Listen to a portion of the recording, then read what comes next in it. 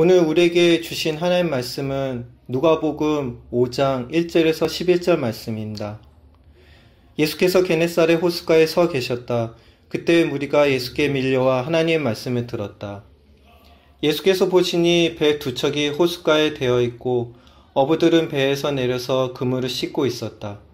예수께서 그 배 가운데 하나인 시몬의 배에 올라서 그에게 배를 무태서 조금 떼어 놓으라고 하신 다음에 배에 앉으시어 무리를 가르치셨다. 예수께서 말씀을 그치시고 시몬에게 말씀하셨다. 깊은 데로 나가 그물을 내려서 고기를 잡아라. 시몬이 대답하였다. 선생님, 우리가 밤새도록 애를 썼으나 아무것도 잡지 못했습니다. 그러나 선생님의 말씀을 따라 그물을 내리겠습니다. 그런 다음에 그대로 하니 많은 고깃대가 걸려들어서 그물이 찢어질 지경이었다. 그래서 그들은 다른 배인 동료들에게 손짓하여 와서 자기들을 도와달라고 하였다. 그들이 와서 고기를 두 배에 가득히 채우니 배가 가라앉을 지경이 되었다. 시몬 베드로가 이것을 보고 예수의 무릎 앞에 엎드려서 말하였다. 주님, 나에게서 떠나 주십시오. 나는 죄인입니다. 베드로 및 그와 함께 있는 모든 사람은 그들이 잡은 고기가 엄청나게 많은 것을 놀랐던 것이다. 또한 세베대의 아들들로서 시몬의 동료인 야고보와 요한도 놀랐다. 예수께서 시몬에게 말씀하셨다. 두려워하지 말아라. 이제부터 너는 사람을 낚을 것이다. 그들은 배를 무태서 댄 뒤에 모든 것을 버려두고 예수를 따라갔다. 아멘. 네, 오늘은 대림절 두 번째 주일입니다. 앞에 놓여진 대림절초가 하나씩 밝혀져 가는 것처럼 우리의 마음속에도 예수 그리스도로 인해서 더욱더 밝은 빛이 비춰지기를 주님의 이름으로 간절히 축복합니다. 저는 성도라는 말이 참 좋습니다. 교회에 등록해서 교회를 다니는 사람이라는 뜻을 가진 교인이나 신자라는 말보다 성도라는 말이 가슴 벅차게 느껴집니다. 더욱이 오늘날 교회 안에 직분을 서열화하는 분위기 속에서 성도라고 하는 말의 의미를 바르게 찾아가는 것은 굉장히 중요한 과제라고 생각합니다. 바라기는 우리 교회 모든 직분자들이 직분으로 불려지기 전에 한 사람의 성도로 불려지는 것을 큰 기쁨과 영광으로 느낄 수 있기를 원합니다. 더 이상 성도가 교회에 다니는 일반적인 신자를 가리키는 말이 아니라 하나님이 거룩하시니 하나님의 거룩하심을 닮아가는 사람이라는 본래적 의미로 받아들여질 수 있기를 간절히 원합니다. 그러한 의미에서 여러분에게 묻겠습니다. 여러분은 성도이십니까? 좋습니다. 여러분 성도이시지요? 맞습니다. 사실 성도로서의 정체성은 단순히 자기 확신에서만 근거해서는 안 됩니다. 주체적인 자기 고백과 더불어서 다른 사람이 나를 어떻게 평가하는지 그 수동적인 평가도 함께 있어야만 합니다. 사도행전 11장 26절에 보니까 제자들은 안디옥에서 처음으로 그리스도인이라고 불리워졌다라는 기록이 있습니다. 그리스도인이라고 하는 정체성은 누구로부터 불리워짐이라고 하는 수동적인 성격을 가지고 있음을 알 수 있습니다. 이렇듯 성도로서의 정체성 역시 능동적인 자기 고백, 나는 성도입니다 라고 하는 능동적 자기 고백과 더불어서 다른 사람이 나를 성도로서 불러주는 수동적인 그러한 평가도 필요합니다. 이 두 개가 조화를 이루어야만 합니다.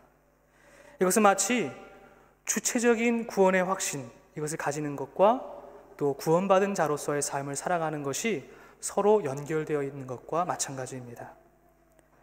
그렇습니다. 우리는 하나님의 택하신 백성으로서 그분의 거룩함을 닮아가야만 하겠습니다. 뿐만 아니라 우리의 빛을 사람들에게 비추어서 우리로 하여금 많은 사람들이 하나님께 영광을 돌리는 그런 삶을 살도록 우리가 살아가야 하겠습니다. 그래서 저와 여러분 모두 참된 성도로 불리워질 수 있기를 간절히 원합니다. 오늘 우리가 함께 읽은 본문의 말씀은 어떻게 우리가 본질적인 의미에서 성도가 될 수 있는가? 성도가 어떠한 삶의 길을, 믿음의 길을 걸어가야만 하는가 하는 것을 우리에게 가르쳐 줍니다.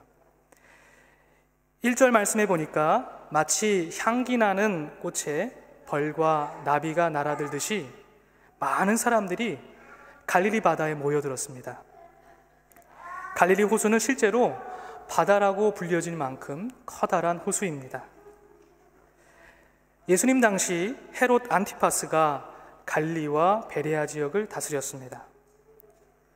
우리는 헤롯 안티파스가 세례 요한을 처형하였고 예수님의 고난에도 동참했음을 우리는 익히 알고 있습니다.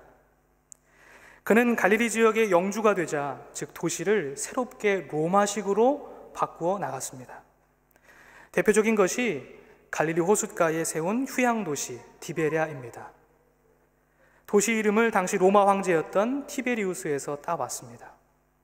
그래서 갈릴리 바다를 디베랴 바다라고 부르기도 했습니다. 그의 폭정은 가난한 민중들을 억압하기에 충분했습니다.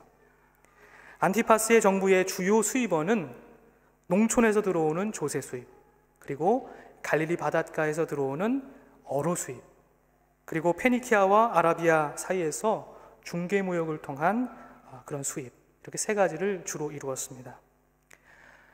로마에게 막대한 공납을 바쳐야 했기 때문에 헤롯 안티파스 정부의 공권력은 작은 향촌 사회까지 미치게 되었습니다. 특히 당시 민중들에게 더 많은 세금을 걷어들이기 위해서 수확량의 기준에서 세금을 걷어들인 것이 아니라 배의 크기나 그물의 크기에 비례해서 조세를 거두는 그런 모순적인 상황도 일어나게 됐습니다.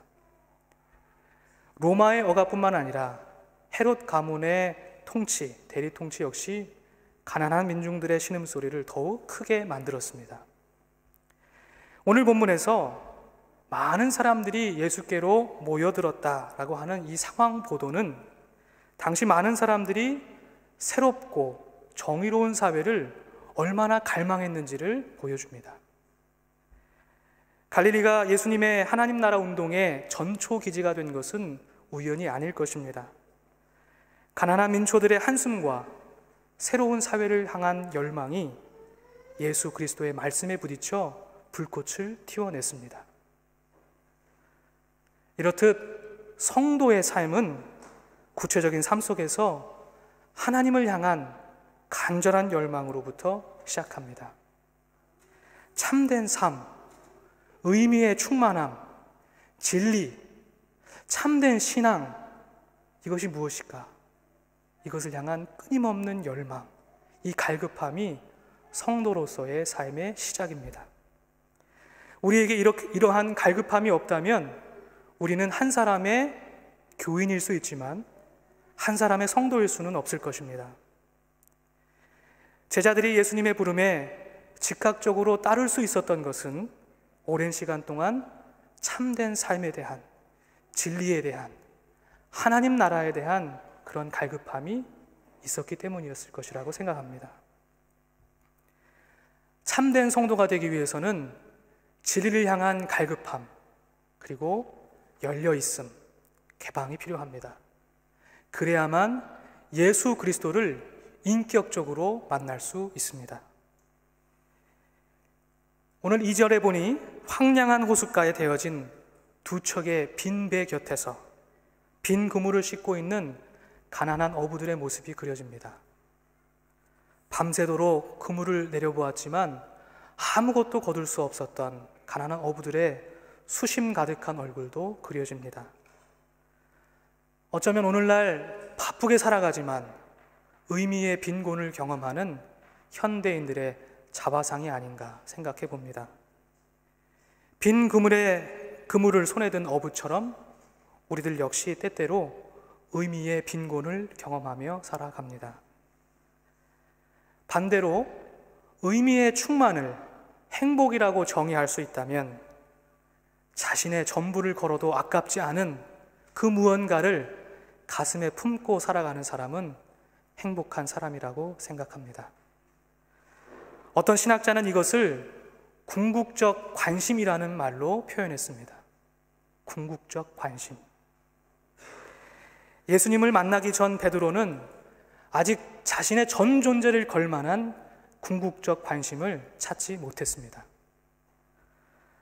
어쩌면 무태에서 조금 떨어진 배 위에 올라서신 예수님과 그리고 무태에서 예수님의 말씀을 경청하는 베드로 사이에 이 물리적인 간극, 그 간극은 바로 궁극적 관심을 가지고 있는가, 가지고 있지 않은가, 궁극적 관심의 결여, 그리고 바로 저와 여러분 그리고 예수님 사이의 거리가 아닌가 생각됩니다. 4절에 보니 예수님께서 가까이 오셔서 베드로에게 말씀하셨습니다. 깊은 데로 가서 그물을 내려라. 그리고 물고기를 잡아라. 말씀하십니다.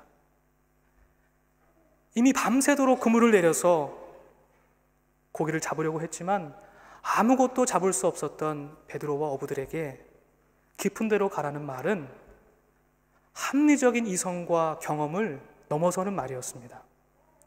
이 4절 말씀을 어느 한 목수가 어부에게 한 말이라고 생각하면 참으로 얼토당토하지 않은 말입니다. 밤에도 그물을 내려봤지만 안 됐는데 그것도 낮에 깊은 데로 가서 그물을 내리나니요. 그러나 깊은 곳이 지닌 함축적인 의미를 또 곱씹고 보면 행간에 놓여진 예수님의 참된 의미를 발견할 수 있을 것만 같습니다. 깊은 곳으로 가라는 말은 궁극적인 관심, 즉 자신의 전 존재를 투신할 만한 의미를 붙잡으라는 말로 들려집니다. 자신의 전 존재를 송두리째 바꿀 수 있는 진리의 시면으로 가까이 나아가라는 말입니다. 그것은 진리, 곧 하나님 나라의 초청이었습니다. 베드로는 이 초청에 응답을 했고 모든 것을 상대화시킬 수 있는 절대적 가치를 찾기에 이르렀습니다.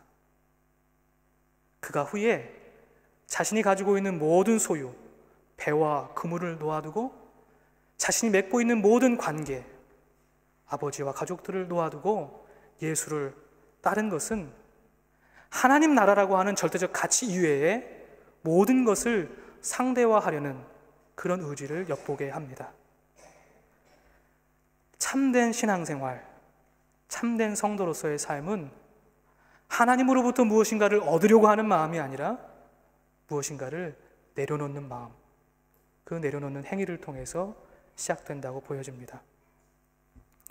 성도의 길은 이와 같이 참된 삶, 궁극적인 관심에 대한 끊임없는 열망을 전제로 하고 이는 진리의 시면의 세계로 우리를 안내해 줍니다. 이것이 신앙의 신비로운 세계입니다.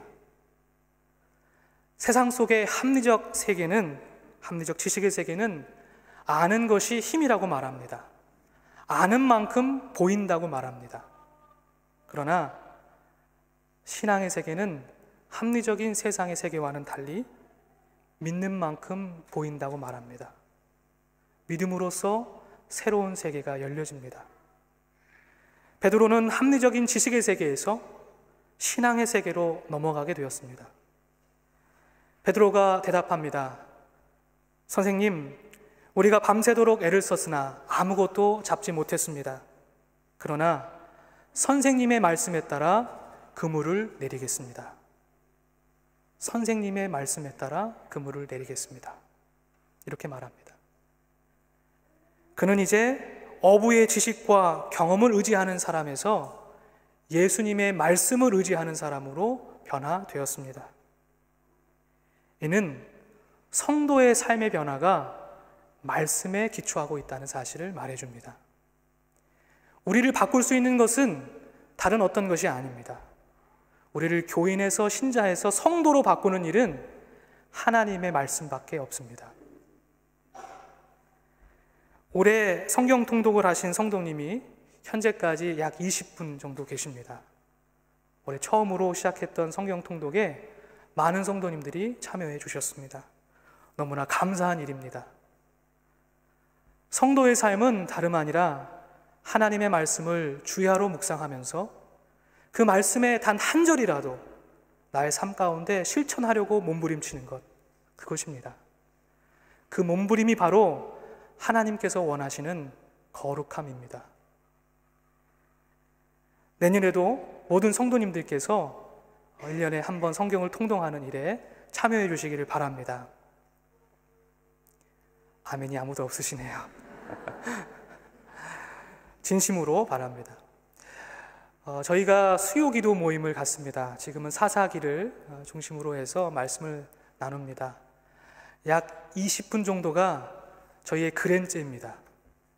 저는 일부러 의자를 많이 깔아놓습니다. 둥그렇게 원을 만드는데요, 아직도 빈자리가 많습니다. 말씀의 자리, 기도하는 자리에 여러분들의 소중한 시간들을 하나님께 내어드리기를 원합니다. 하나님께 활짝 열려있는 은혜의 자리에 나와보시기를 바랍니다. 감사합니다. 성도의 갈망이 진리의 시면으로 옮아갔다면 그 길 끝에는 말할 수 없는 기쁨이 찾아옵니다. 마치 베드로가 탄 두 배가 고기로 가득 차게 되어서 그 배가 가라앉게 되었다는 것도 바로 그 표현입니다. 이는 하나님의 말씀이 우리의 삶의 열매로 맺혀지는 기쁨을 의미합니다. 이제 우리는 예수님에 대한 베드로의 호칭이 바뀌게 된 것을 주목해 봐야만 합니다. 이것은 둘 사이의 관계가 변했다는 것을 의미합니다. 5절에서는 예수님을 뭐라고 불렀죠? 선생님이라고 불렀습니다. 그런데 8절에서는 주님이라고 불렀습니다.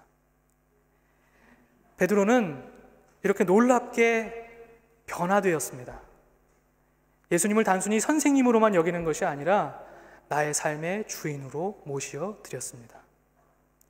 이러한 기쁨의 변화와 더불어서 두려움도 생겼습니다. 왜냐하면 이제껏 볼 수 없었던 자신의 욕망에 덧없는 삶을 또렷이 볼 수 있게 되었기 때문입니다. 그래서 그는 주님, 나에게 떠나주십시오. 나는 죄인입니다. 라고 주님 앞에 고백합니다. 그러나 예수님은 베드로의 두려움을 거두시고 그에게 새로운 꿈을 꾸게 하십니다. 이제 베드로 앞에는 새로운 신앙의 세계가 열려져 있습니다. 그것은 고기를 거두는 사람이 아니라 사람을 거두는 사람, 고기를 낚는 사람이 아니라 사람을 낚는 사람으로 변화되는 그런 새로운 신앙의 세계로 들어가게 된 것입니다. 베드로는 예수님의 말씀에 응답하여 자신의 모든 것을 버리고 그를 쫓게 되었습니다. 오늘의 말씀은 베드로가 어떻게 한 사람의 성도로 변화되어 갔는지를 우리에게 보여줍니다. 참된 삶, 진리, 하나님 나라에 대한 갈망이 그의 마음을 열었습니다. 그 열려진 마음에 예수님께서 찾아오셨고 그와의 만남은 그로 하여금 진리의 시면의 세계로 안내했습니다. 신앙의 기쁨을 알게 된 베드로는 새롭게 열려진 신앙의 세계로 한 걸음 한 걸음 나아가게 됩니다. 작은 믿음의 씨앗이 지속적으로 새로운 신앙의 세계를 연결해 주었습니다. 사랑하는 성도 여러분, 하나님께서 저와 여러분을 성도로, 성도의 자리로 불러주셨습니다. 오늘의 말씀은 우리가 이 부르심에 합당한 삶을 살아가고 있는지 우리를 점검케 합니다. 형식적이고 일상적인 신앙의 생활은 반드시 권태로움을 선물합니다. 그러나 우리는 마땅히 이러한 형식적이고 일상적인 종교 생활에서 벗어나서 베드로와 같이 더 깊은 진리의 시면의 세계로 나아가야만 합니다. 이왕 신앙생활하는 것, 자신의 전 존재를 걸고 신앙생활 하시기를 바랍니다. 하나님께서 말씀을 나누는 자리, 함께 기도하는 자리에 저와 여러분을 초대하십니다. 우리의 모든 바쁜 일상의 그물을 내려놓고 깊은 데로 나아가는 저와 여러분 될 수 있기를 주님의 이름으로 간절히 축원합니다. 말씀 가운데 묵상으로 기도하겠습니다.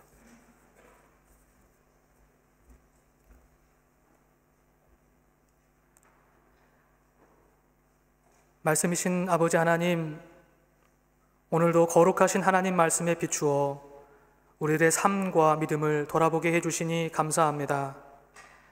베드로가 자신의 경험과 지혜와 지식의 그물을 내려놓고 모든 의미의 궁핍함을 내려놓고 빛 대신 예수 그리스도, 진리 자체이신 예수 그리스도를 따라 나섰던 것처럼 우리도 우리의 번민과 고민과 삶의 모든 어려운 문제들, 모든 삶의 그물들을 내려놓고 주님을 따라 나서기를 원합니다. 우리의 전 존재를 다해서 온 마음과 뜻과 정성을 다해서 주님을 쫓아가도록 성령으로 우리의 발걸음을 인도하여 주옵소서. 감사드리며 예수님의 이름으로 기도합니다. 아멘.